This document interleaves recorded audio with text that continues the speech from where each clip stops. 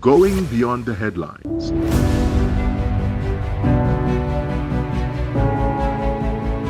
Asking the questions you want answered. Exploring government policies and how they impact you. We are delving deeper.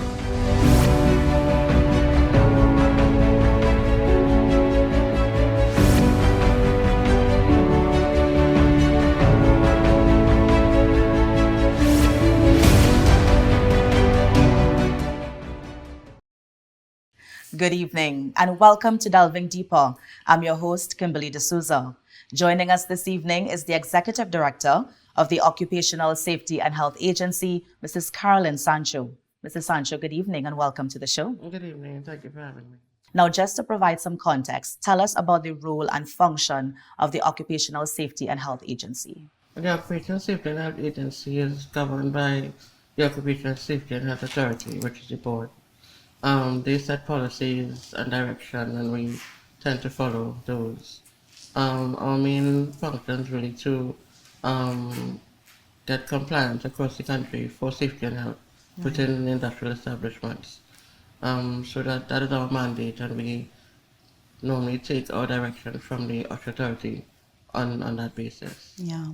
Now, as you mentioned, the industrial establishments, of course, under the OSH Act, both private and public sectors, they are required to manage safety and health. Yeah. Can you share some of the legal compliance that they have to abide by to ensure that this is done? Well, the OSH Act is a public document, and it really asks public institutions and private institutions to follow the tenets of the Act.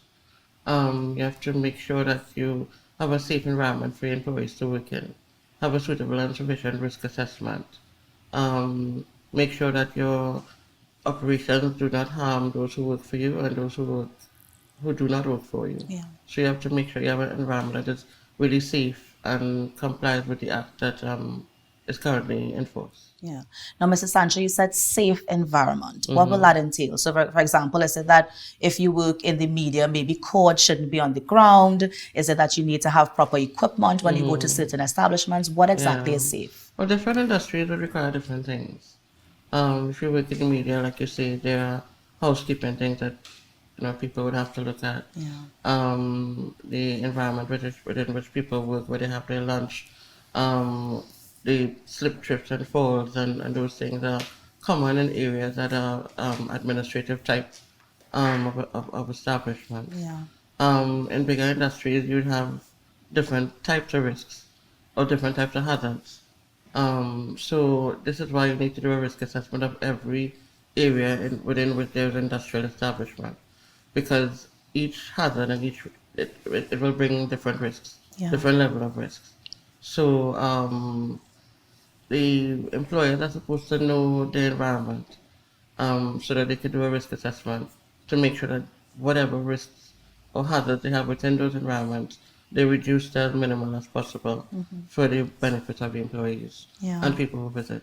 Now, what power, if any, does the OSH agency have to deal with the industrial companies who are non-compliant?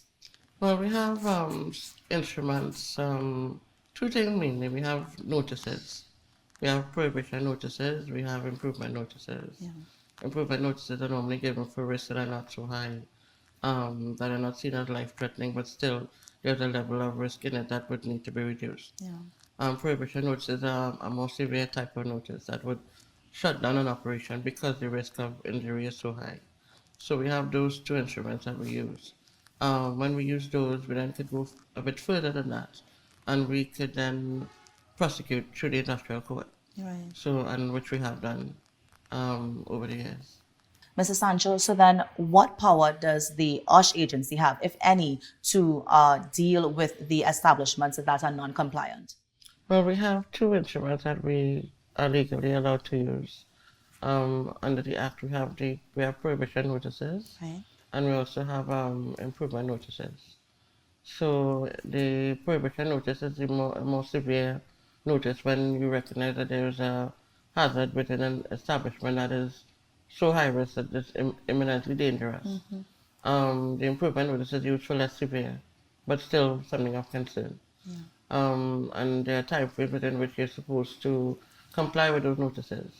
And then further to that, we then have the ability to prosecute if we find that people are not becoming compliant, even though we had given them those opportunities. We then go to prosecution through the industrial court. Now, did you mention prohibition notices? Yeah, we prohibit the organization or the practice. Like for instance, you might have a forklift within an organization that is faulty, so you wouldn't prohibit the whole organization. You prohibit that forklift Right. or the use of that forklift or the use of any operation that would enable you to use the forklift. So that sometimes, depending on what the risk is or the hazard is, you could shut down the whole organization, or you could shut down the particular operation. Yeah. And can you share some of those instances where the OSH agency has had to prosecute someone for non-compliance? Between 2007 and now, we have prosecuted 554 companies, which is quite a lot of companies that have been prosecuted so far. Can you share some examples of why the OSH agency would have gone that route in terms of taking legal action? Like what in particular was the business at fault for that you had to seek legal? I mean, a lot of the times we've had serious accidents, we call it critical accidents, critical incidents, where somebody was seriously injured, maybe somebody would have died, unfortunately. And in those situations, we would investigate, and then we would then make a determination based on what we found that this practice should be stopped, and then further to that, they should not have been practicing it in that way anyway, to get to the point of serious injury or death for somebody. Yeah. So it is based on those things. We have a legal department that works very diligently in looking at breaches of the Act and determining whether or not we go down the road of prosecution or not. Yeah. So there's a lot of consideration that goes into what we do and what action we take, but it's also based a lot on what has happened in the company. Because our mandate is really to protect the public as much as possible, protect the workspace, and to just have as little harm as possible occur. So based on those variables, we would make a decision as to where we go with it. Do we give an improvement notice? Do we give a prohibition, or do we just prosecute based on what has happened? Yeah. Now, while you mentioned the numbers for prosecution, do you also have the numbers for how many warnings the OSH would have given to companies? Well, between 2008 and now, we've given we've had 920 improvements and 574 prohibitions. Right. Over the years, that has increased. Each year it increased a bit when we started to seriously look at the industrial establishments. The numbers have increased over the years. Yeah. But we've also had a lot more compliance too. I think companies are recognizing that we are looking at their practices. So we've seen compliance too. Now, in terms of the matters that were taken to court, do you have an update on the status of these cases? We would have that within the organization, yes. So is it that some are pending, some have been completed? Do you know? Yeah, a lot of them have been completed, and a few of them are pending. We get matters on something on a weekly basis. We initiate every week, every month. We could initiate prosecution. So it's an ongoing thing that keeps going. Yeah. Now, switching gears a bit to the pandemic, I just wanted to know, what sort of impact did the pandemic have on the agency? We had to do a lot of remote working. So it changed the way in which we operated. Yeah. We advised the public that we had changed the way in which we were operating. People were still encouraged to report incidents, and we were still getting complaints coming in, and we would deal with them by dealing with the companies over the phone. If we needed to go and see it based on what we were getting as a complaint, we would then make arrangements to do that. So, but it really made how we operated a little different in terms of protecting the officers and looking at how best to use our resources. So yes, it did switch it up a bit, but we also switched our operations so we could still maintain some coverage. Yeah. Um, But because organizations were closed, the Yeah. workload was drastically reduced. Well, yes, it was reduced, but we still had a lot of backlog that we had to look at. Yeah. So because of that, we were then able to then look at those some of the backlogs. Some of the companies were not closed at all. Yeah.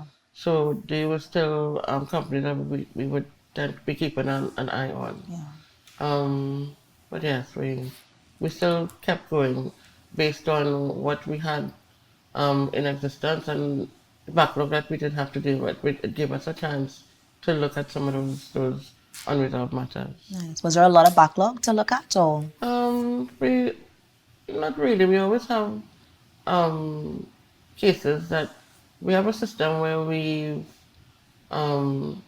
implemented a sort of 3-tier system where we would determine the level of risk based on what comes in on the complaint form. So we've done that because we wanted to make sure and maximize the use of the resources and not put resources to things that might be trivial. So we had had a backlog of a few of the what we call level 3. Level 3 would be what is less urgent, and level 1 would be most urgent. Right. So we would always have some backlog with that, and so it gave us a chance to look at those. Yeah. Now, as you mentioned, the 3 tiers, Mr. Sancho, can you walk us through what those tiers are from, let's say, less severe to serious complaints? Well, less severe would be level 3, then 2 would be middle, and 1 would be most severe. Can you give us an example of each, just so that we understand exactly the A seriousness? fatality would be level 1. Right. And critical injury would be level 1. There's some critical injuries would be level 2, depending on what part of the body was injured. Was injured, yeah. And then level 3 would be really minor issues like a trip or a slip or, anything minor, squeeze finger, probably roll off a chair, anything that's minor within our organization. Yeah. That would be level 3. Okay. Yeah. And I want to bring in the Commission of Inquiry here, right? Of course, we know we had the Commission of Inquiry because we had 4 divers who lost their lives in that underground pipeline. One of the important things was that the OSH had to put together a report for the Commission of Inquiry as they were doing their investigation. I wanted to know if you can walk us through the process of putting together that report, and also if you can just share, why it took so long for the report to be completed. Well, the incident that took place is one that was unprecedented in this country because of the type of incident and the type of injury that took place. So it was a multifaceted investigation. And we had to take a lot of time to interview all the persons involved. Sometimes when you interview people, you open up other lines of investigation that you didn't think would have been opened up. You hear names that you weren't aware of before when somebody brings up another name. So your list then gets a bit longer in terms of interviewees. Because of the type of incident it was as well, we don't have local experts here that could look at, say, the diving aspect of what took place. So we had to then contract people from abroad. In terms of the mechanical issues, we had some local people here, we had to contract them. In terms of footage that we received, we had other experts here, we had to contract them. So we had a lot of different contractors looking at different things. Now, we also, as we went more and more into the investigation, we found different areas that we need to go into that we didn't think we would go into before. So we put together a team at work that comprised of the inspectors, legal, communications, myself, and we really looked at what we needed to do, because what you then need to do in a situation like this is to break it down and then build it back up. And to see as close as possible if you could get what that root cause was. Um, because of the nature of the incident, you really needed those expert opinions, so you had to wait on those. Sometimes when you try to interview certain people, they don't really want to be interviewed. So you have a lot of adjustments to make sure that you could get to speak to these people, because without speaking to some of them, you would not be able to then build the case that you're trying to build, or do a proper report um, in terms of what you were trying to prove.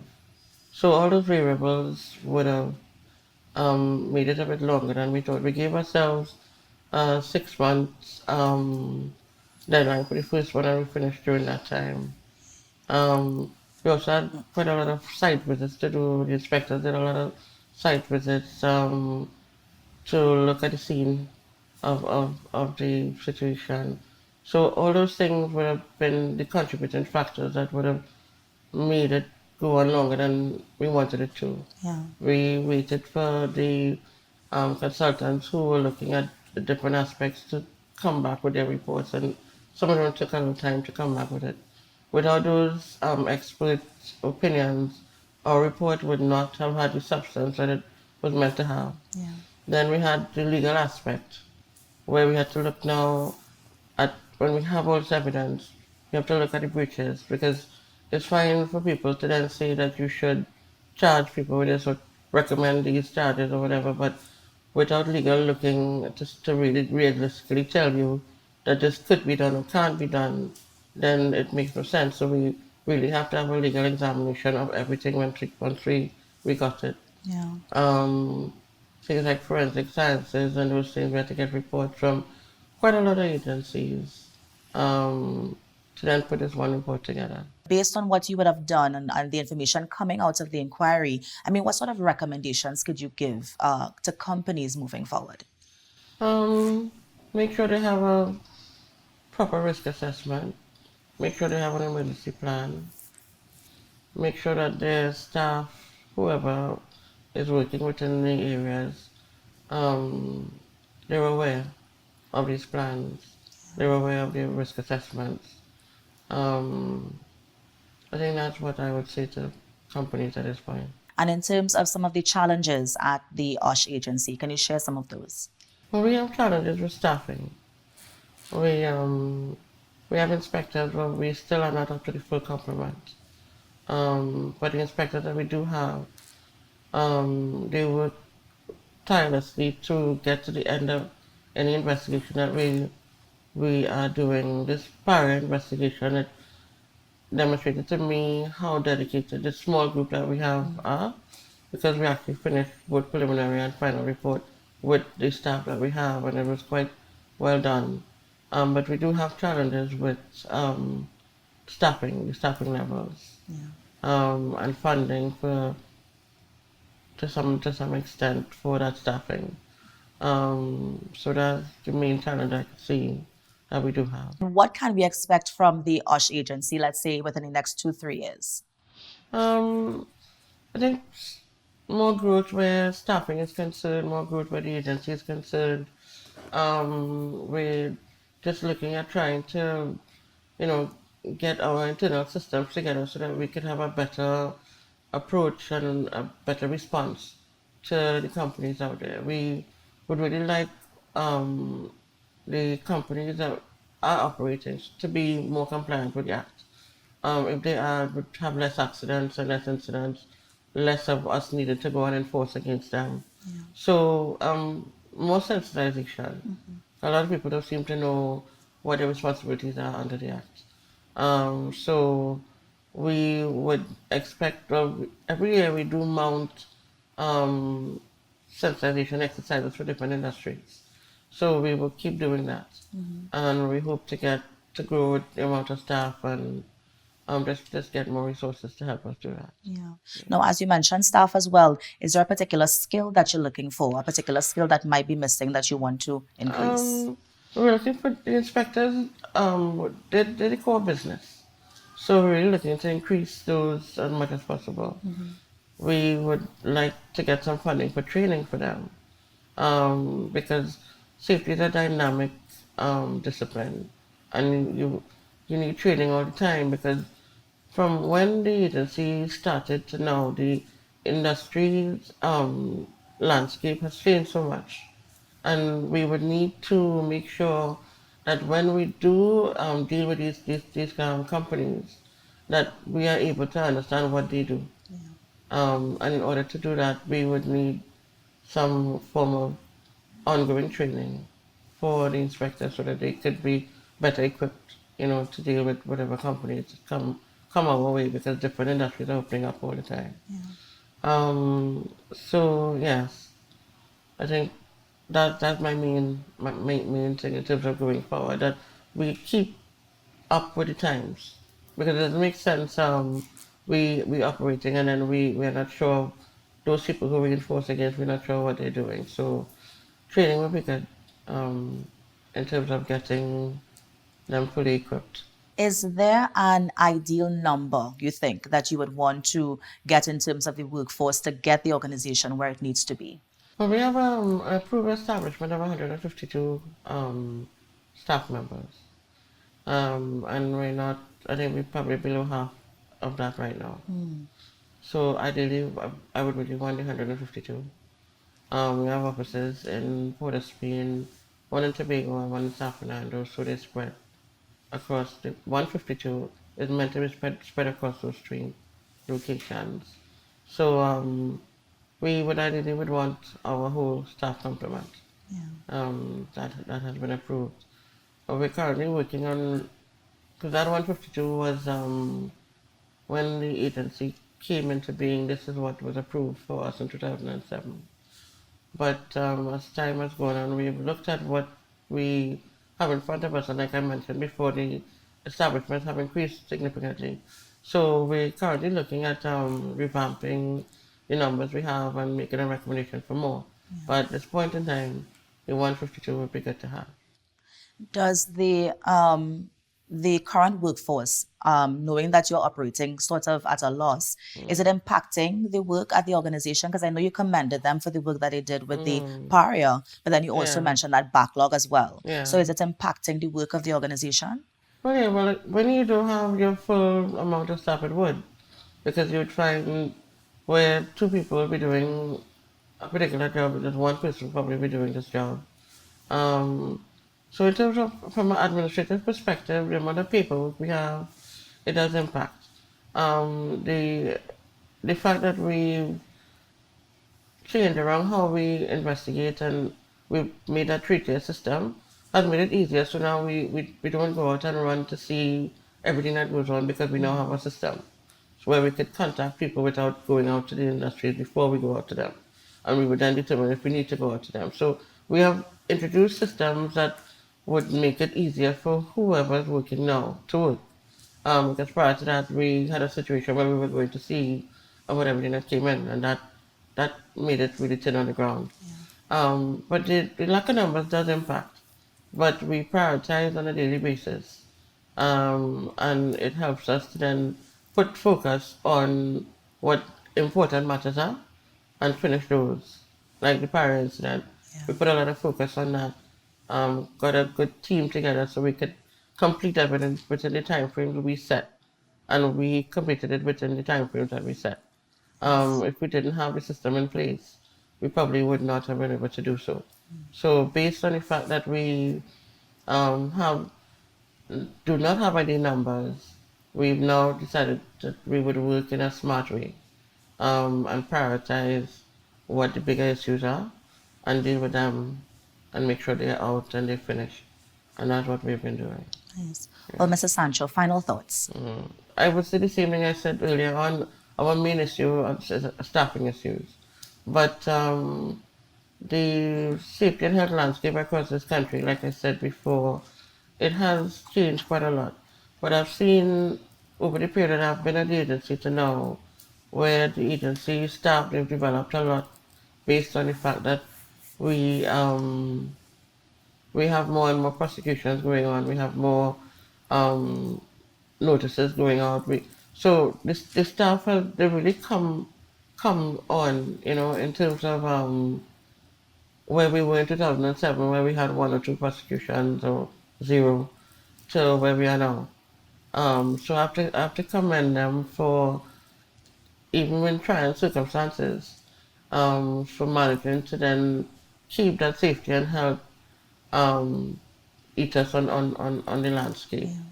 We have quite a lot of plans to spread the safety and health, not just within our organization, but make sure everybody has, you know, those responsibilities as part of their responsibility, so that we could then monitor them easier and they could relate to us easier.